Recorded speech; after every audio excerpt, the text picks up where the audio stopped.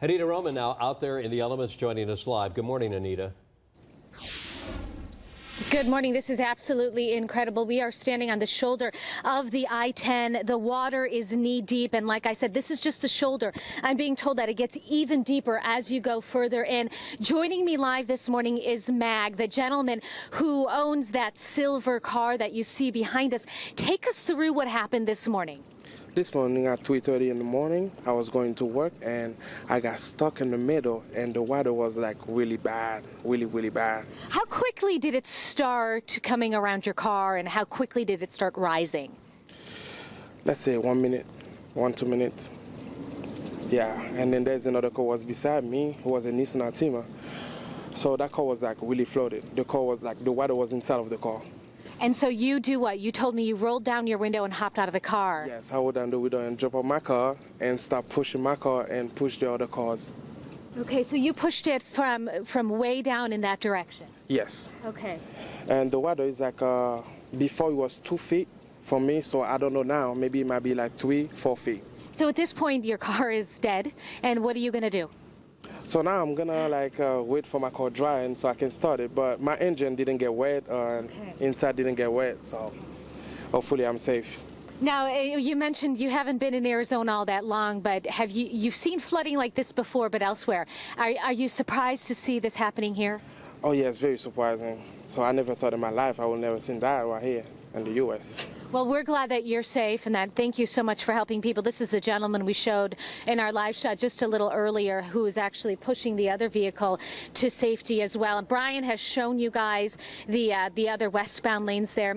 We talked to DPS earlier, and Bart Graves, the spokesperson, told us that they have at least a dozen cars stranded out here this morning.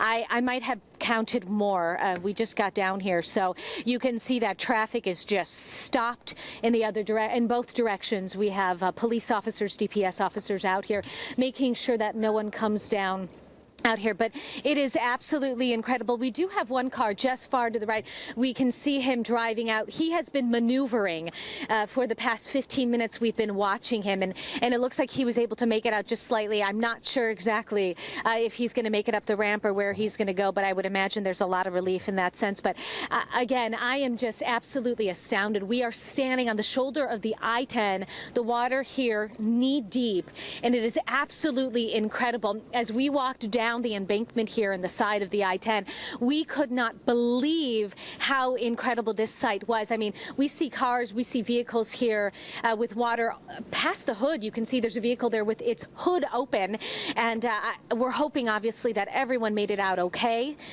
Whether they're stuck in the cars, we're going to try to make it over to the other side and see what we can find out over there. But this is just an absolutely incredible site, especially for the valley here. Anita, let me just ask you one quick question here. As Brian keeps panning over there to the left, where all that traffic is stopped, all the way over to the left, is it mostly first responders out there? Are those just people who are getting out of their car are you able to make out, what are we looking at there?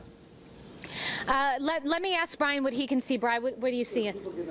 It's people getting out of their cars, is what Brian says. It does not appear that it's first responders. I'm not even quite sure how first responders could get to them because traffic is backed up. It's bumper to bumper in all lanes across the I-10 here at 43rd Avenue. So even the shoulder is almost difficult to drive on. So I would imagine it's very, very difficult for first responders to get out here, to get to those people. I think it's just people getting out of their vehicles, either trying to figure out what they're going to do, trying to hopefully make sure that everyone's okay. But I'm just looking at the cars on the opposite lanes, and I can't believe that some of them, the water, there's one out there that literally it's past the windows, and it's just absolutely incredible. You know, our mouths dropped open when we walked down here.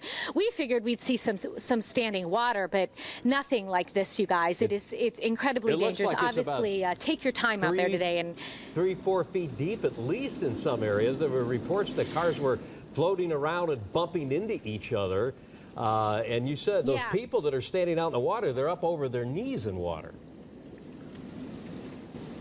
Well, Mag tells me that when he was pushing his vehicle, he was a couple hundred yards that way where you see Brian giving you a live shot. Now, he pushed his car all the way to where it is right here, and he said that the water was at least knee deep, Nag. Yeah, the water was.